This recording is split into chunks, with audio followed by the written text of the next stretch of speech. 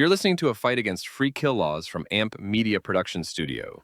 Welcome to the Fight Against Free Kill Laws with Ed Salazar, where we give a voice to those who have suffered firsthand from medical malpractice.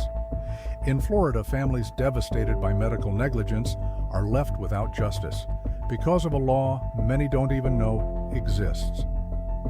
Florida's free kill law prevents families from holding doctors accountable.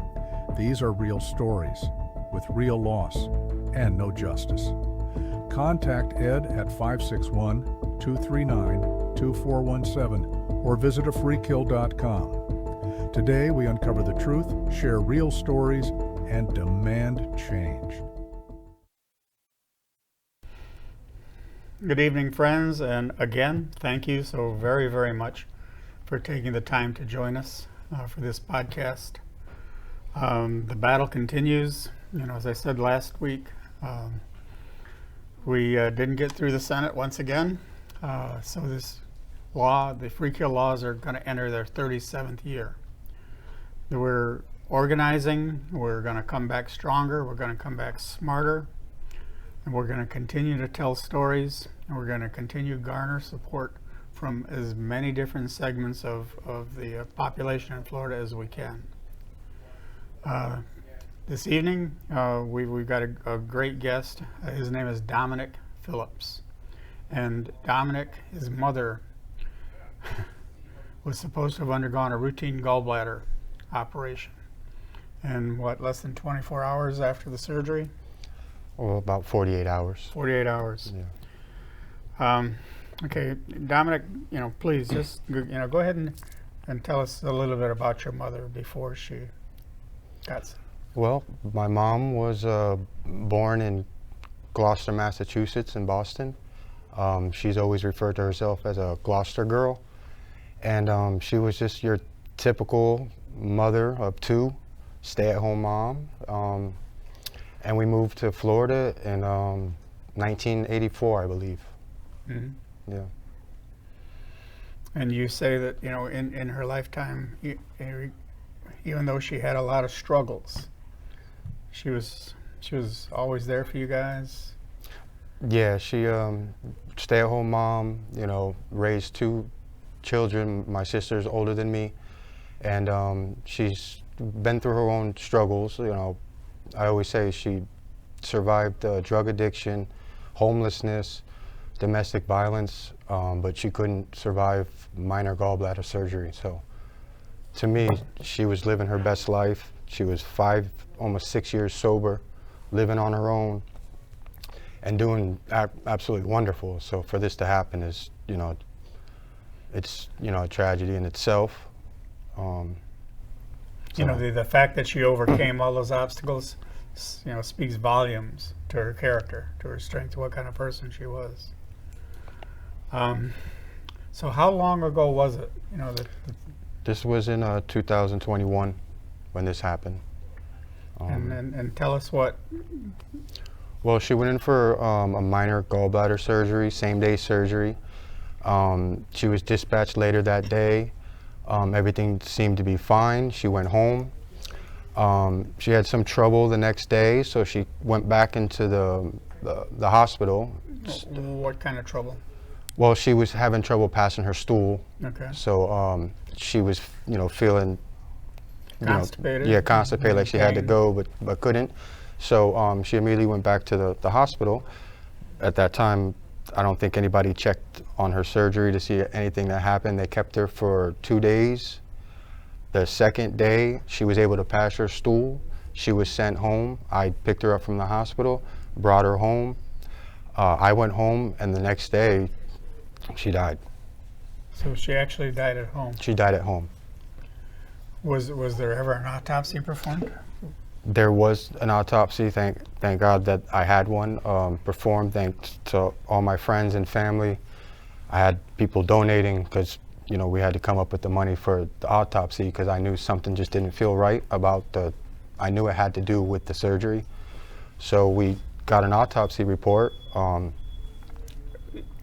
You couldn't get a medical examiner to order an autopsy? No, they actually ruled it as natural causes. So that didn't sit well with me after just having the surgery.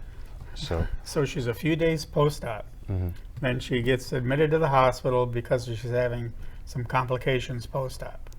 Then shortly after being discharged from that, she passes away, and they rule it as natural causes. Natural causes, because she was too old to take whatever was happening to her, but it had nothing to do with the surgery, I guess.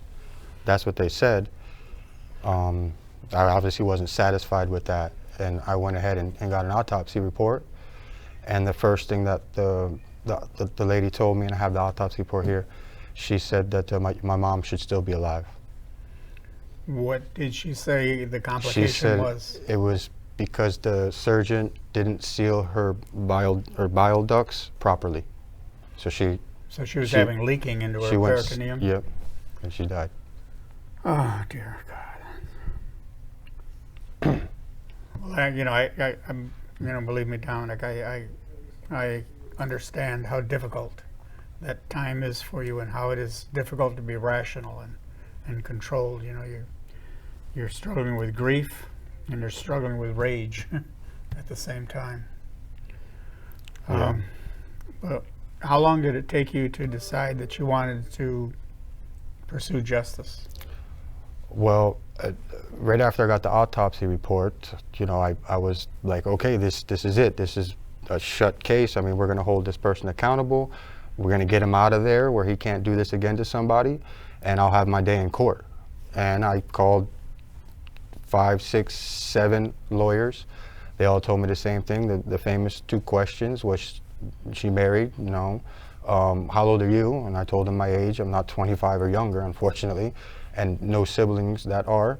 And they said, we have no case, and they didn't elaborate. And then on the 8th one, they told me the same thing, but they actually told me about the Florida Medical Rights Association and a whole group of people that have been fighting this fight for a long time, and they're trying to change the law, and I should call these people. And they gave me numbers and names, and I reached out, and it saved me. It really did. I'd like to know the name of that law firm, if you remember it. I have it written down because... Well, please, share that with us when you can. I will, for sure. So how did you...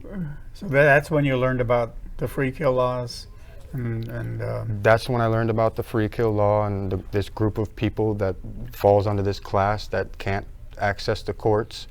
And that fit the profile. They fit the profile. Right. Discrimination, basically, against a certain class of citizens who previously had these rights before this law was in place. That's the big kicker there, is these are rights that were previously had before this law was in place. So to find a group of people that was already trying to change this law, that had stories way worse than my mom, parents losing a child, to me is devastating. Unfortunately, when I think of my mom and grieving, I just think of the people who've lost their child to this law, and it's devastating. So I just had to get involved. I did. Well, in the notes you sent me, I was very impressed about your tenacity. Tell me about the 5-mile walk. Well, when I first got into the group and seeing people, I did see some people that were doing it for a long time, and obviously it takes a toll on you. And the new people that come in, they do spark a new fire, a new light, unfortunately. So I was thinking what I could do to spread awareness and to kind of stick it to the hospital and say, look, we're here. Well, I just set up a walk 5 miles from the hospital, got a group of my friends and some other people that wanted to get involved, made a whole bunch of signs, like 30, 40 signs, and we walked with megaphones, spreading awareness, going out to the hospital, out front of the hospital, and just letting people know that what had happened, and to look out for this law. And if you know loved ones that fit into this category, it's better to find out now than the hard way. Did you get any media coverage?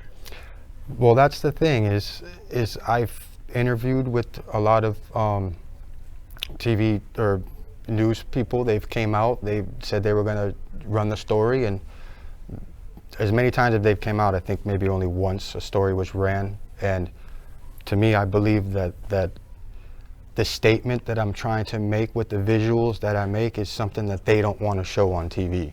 They don't want that to see because it's too in their face. Like, I love the billboards. I love all that because I feel like we need more of that, because unfortunately people don't care unless it's happened to you. And that's the sad truth. That's why you have to hit them right in the face with it, with billboards and speaking at the delegation meetings and bringing up the right topics. So you have gone to delegation meetings? I have. The first delegation meeting I ever spoke, I cried my eyes out because it's very emotional speaking about my mother. So I learned my lesson, and I don't say my mom's story anymore for a couple of reasons. Sophia, could you pull up the pictures, please? We have. I believe we have a picture of Dominic's mother and a picture of them together. How many years ago was this picture? This was 2017, 16. Yeah. This was, we were living together at the time there. She was living with me. It's a beautiful smile. Yeah. And this picture? That picture was taken at my cousin's wedding shortly before she passed away. That was one of her last photos that she took. Oh dear. You can see she's a beautiful soul. Yeah. And you've been to Tallahassee? I did go. We went, I think it was in 2002. And we met. 2002? Or 2022. Oh, I was going to say. I always get that. 2022. Shortly after my mom passed, I think the next year I went.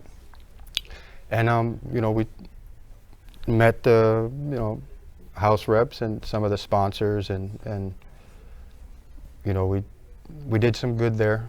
But again, it's just like every year, a lot of promises from the people who are supposed to help us, and a lot of, you know, next year, next year, next year. So, you know, last year was a prime example of, if they really wanted to help, they would have overrode the veto. And I said that at the last delegation meeting I spoke at. I actually got interrupted because they didn't like what I had to say, even though I was addressing public policy.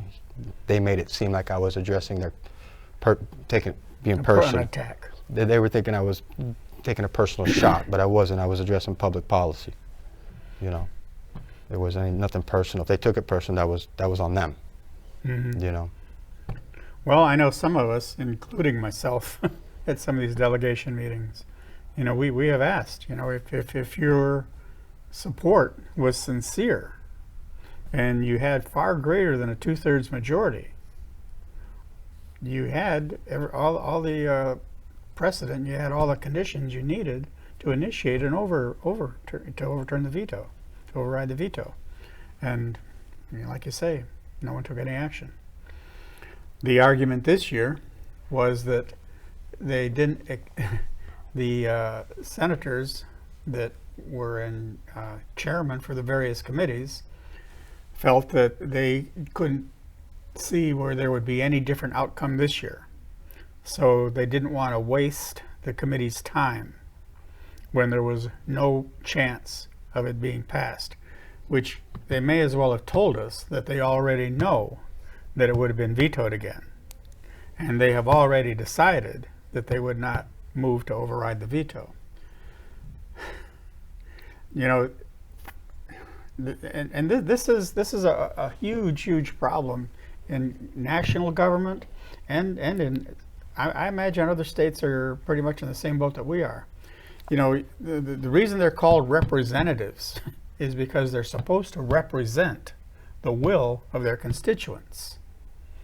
But it just seems just too very apparent that they are not representing the will of their constituents.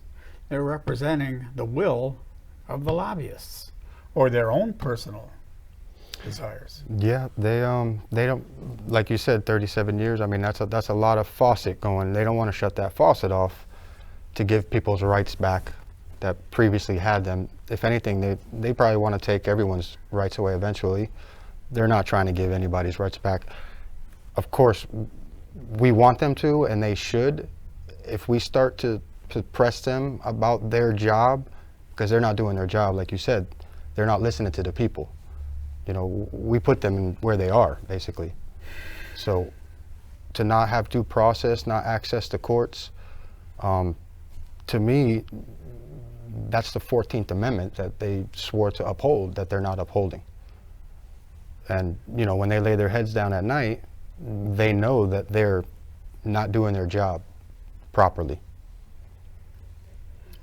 You said earlier that you felt, they gave you the feeling that because of your mother's age and the fact that she had no dependents, that like it was no big loss. Was that the feeling you got? Yeah, basically, her life was deemed meaningless. You know, it's, you know, 67, I think, yeah, 67. 67. I believe, young.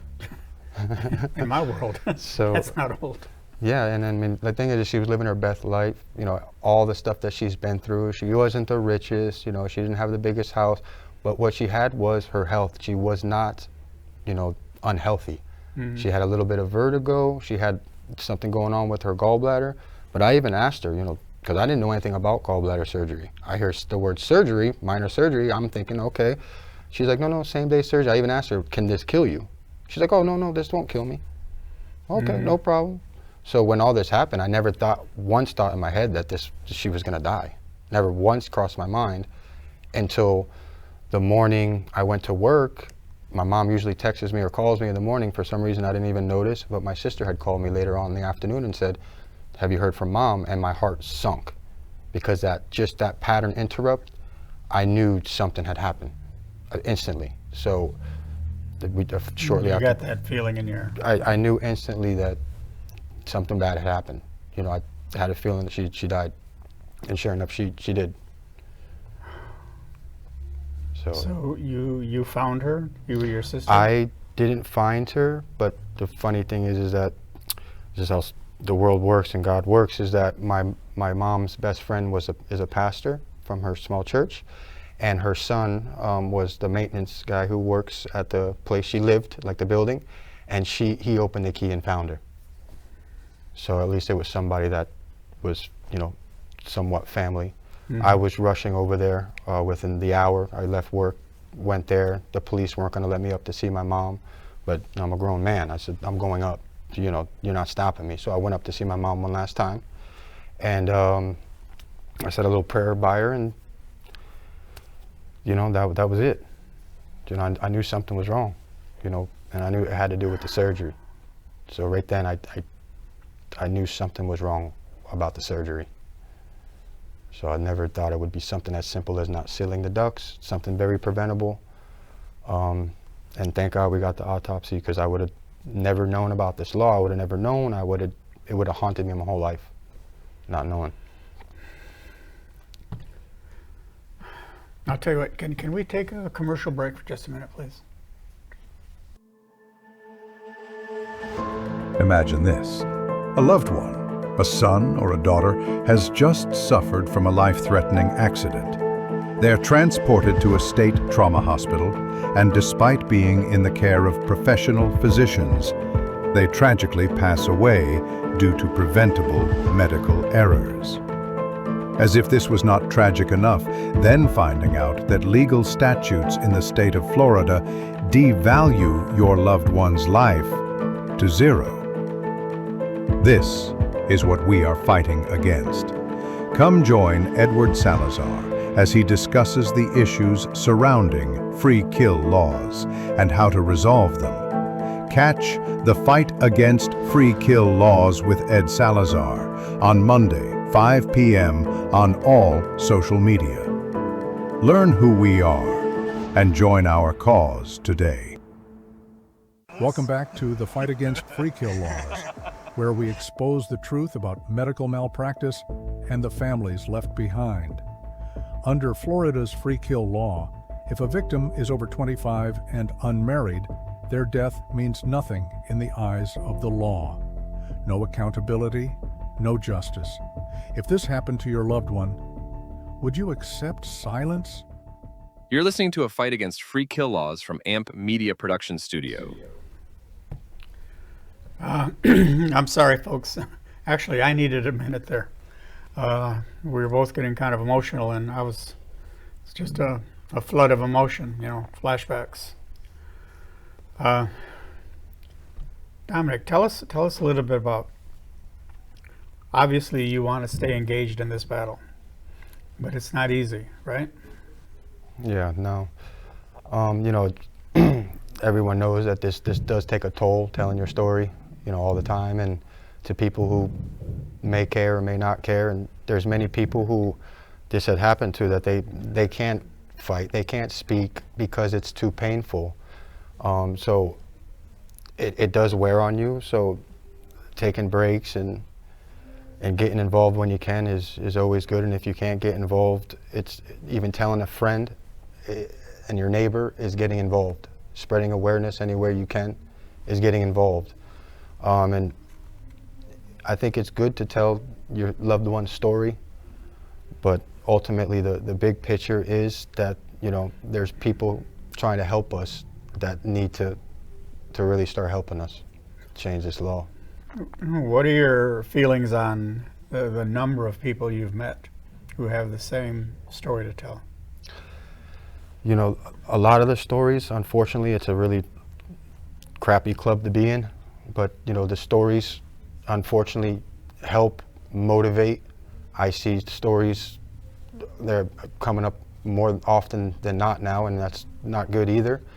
But to hear some of the stories, like again, about a parent losing a loved one, or a child with disability who don't have any dependents, things like that really motivate me to never give up. And the people who's been fighting even longer than me for years, like you, and other people like Melody, I haven't put no years in yet compared to what they have. So that motivates me too, that if these people are still speaking, these people still have hope, I'm going to do the same. Well, the thing that I can see that I'm absolutely certain that we're kindred spirits, and that this isn't about money. It's been 2 days from now, on April 9th, it'll be 16 years since we lost Christopher.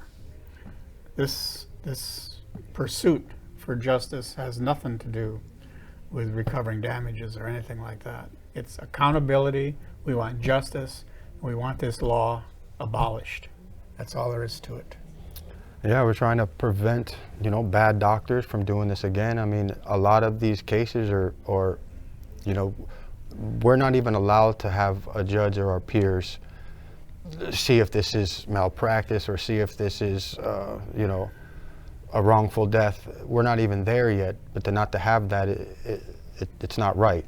And a lot of these cases, like every single one, there's no chivalrous or whatever. These are wrong things that happen to people.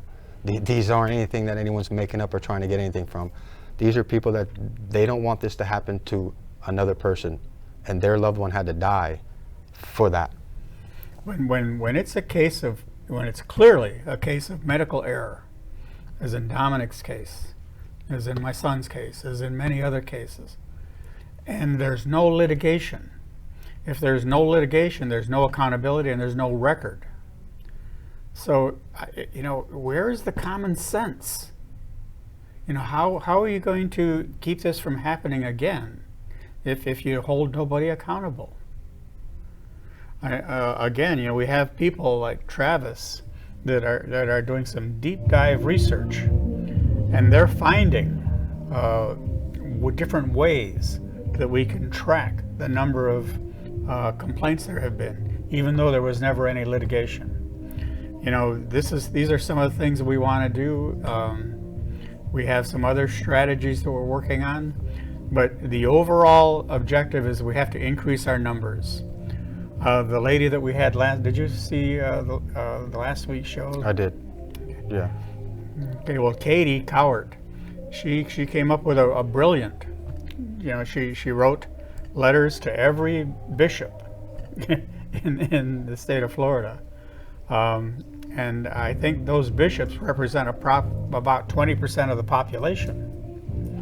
And if we can get those people to all fall in line and at least express solidarity with us, that's a huge, huge number, folks.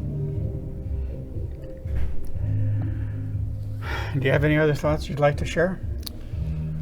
Well, you know, unfortunately, it seems that more people may have to find out about this law the hard way, and you know, the new people that come in, I just want them to know that, you know, you're not alone, and you don't have to be on the front line.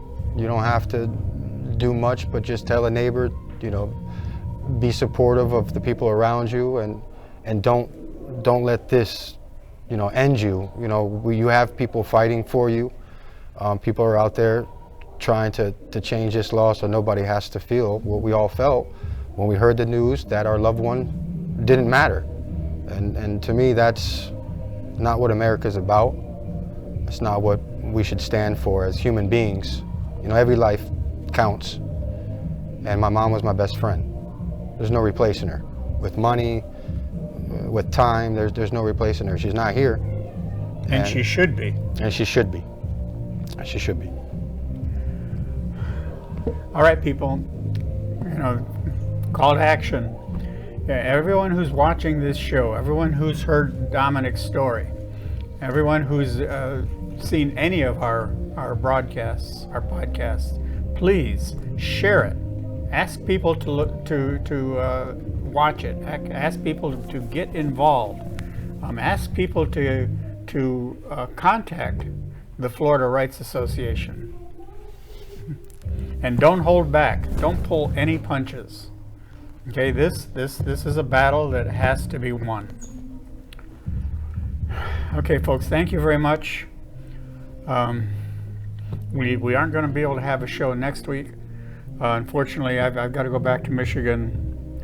We had a death in the family, but it was a good passing.